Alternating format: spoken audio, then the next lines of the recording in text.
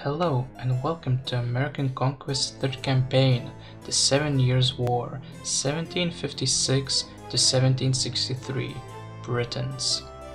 This is a two-parter campaign and we'll be starting with Britons. The next one is French. So the first mission is called Britain 1 on the Brink of War. This wilderness is not worthy of a British nobleman such as you. A British squad is under your command, and you are in charge of a group of workers who will mine coal by the ton. You must reach the coal deposits, build up your settlement, and take care of its protection.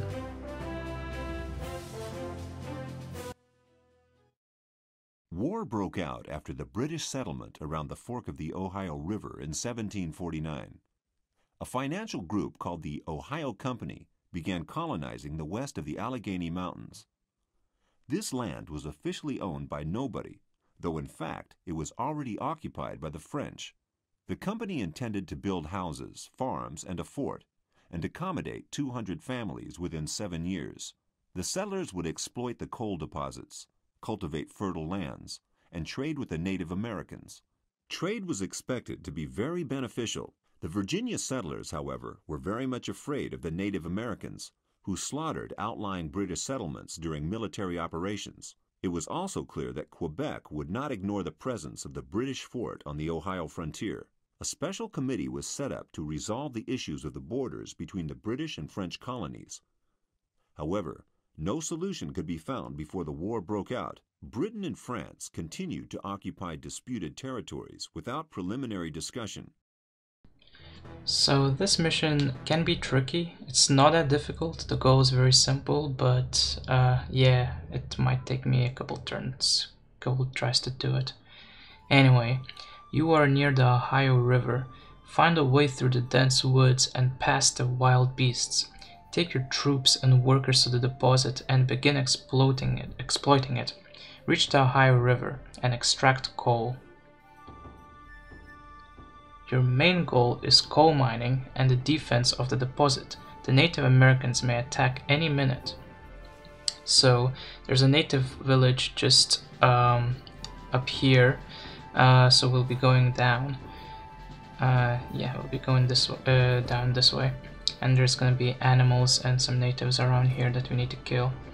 But anyway, this episode and the next one are unfortunately pre-recorded in terms of my commentary, because I forgot to record my voice when I was recording the gameplay, so that sucks.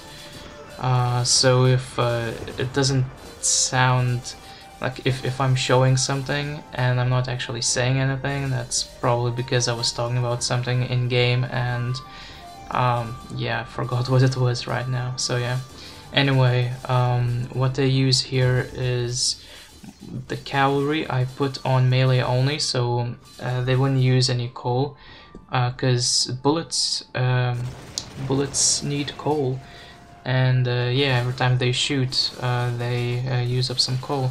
And I think I put the infantry to melee only as well, but then I changed my mind. I was like, you know what, the infantry are not very good at melee, so they can use their muskets to protect the civilians, peasants. So yeah,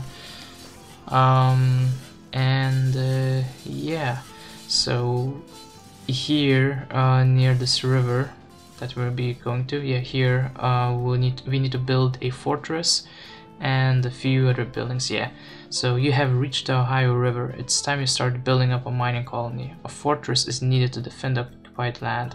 Build a fortress, some dwellings, a mill, a storehouse, and a blacksmith. So yeah, that's a coal mine and that's a coal mine as well. We'll be using the bottom one, but because it's safer to protect it, but I think towards the end of the mission we will build another mine there, up there as well, just to speed up the coal mining process. But yeah, what's tricky about this mission is that if you put your infantry and your cavalry to fire at all times, then you can run out of coal real fast, which is not what we want, because I think we need to gather 6,000 coal units. But if you don't use the muskets, if you don't use the coal to shoot the enemy, then your troops can die really easily, so you need to balance that out. And you'll see that in this mission I will put peasants and infantry into all of my buildings except for the fortress, and that's because the fortress uses so much coal to like shoot the cannons. So yeah. So we built the mill, we built a dwelling. I think we need 2 dwellings, although I don't quite remember if that's the case. But yeah, and we built a blacksmith, now we're building the mill. I think in this mission we don't really need to gather the food, so that's good, because I think there's plenty. Yeah, oh yeah, we need 2 dwellings, yeah, that's right, so I'll be building another one in a moment. And yeah, it's good to upgrade your coal mine as soon as possible, just so you would be able to gather the coal faster. But already with just this one mine we're almost at 4,000. Okay, excellent. Now we have a well-protected mining colony. Build coal mines now. Send your peasants into the mines. You must extract at least 6,000 units of coal. So yeah, we almost have 4,000 coal already, but just because we can, I built another mine there and sent a few cavalry units to protect the peasants.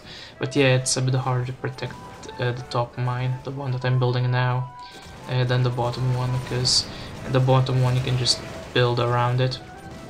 Build a bunch of buildings around it and the enemy won't be able to capture it, but this one, they can easily capture it. So yeah, my infantry and some cavalry units are all over the map. I don't even pay attention to them anymore. And then there's a couple guys shooting my cavalry guys.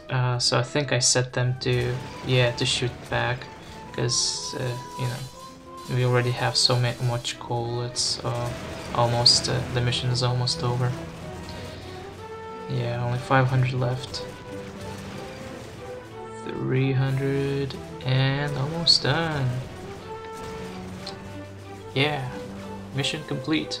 Well then, you have successfully completed the mission and made a good profit for your government and the Ohio company. Now we can move northwards. So yeah, thank you for watching guys, and I will see you in the next episode. Bye bye.